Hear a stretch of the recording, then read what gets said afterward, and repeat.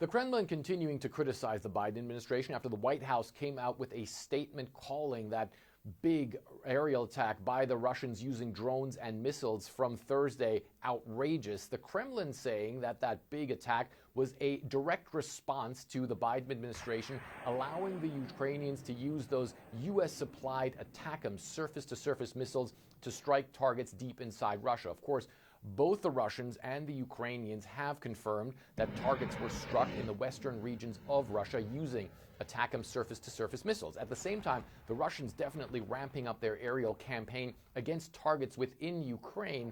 The Ukrainians saying that in the early morning hours of Friday, the Russians launched about 130 strike drones towards Ukrainian territory. The Ukrainians are saying they managed to take a lot of those drones down. At the same time, they do acknowledge that there was damage caused, especially in the town of Odessa, but also in Kiev as well.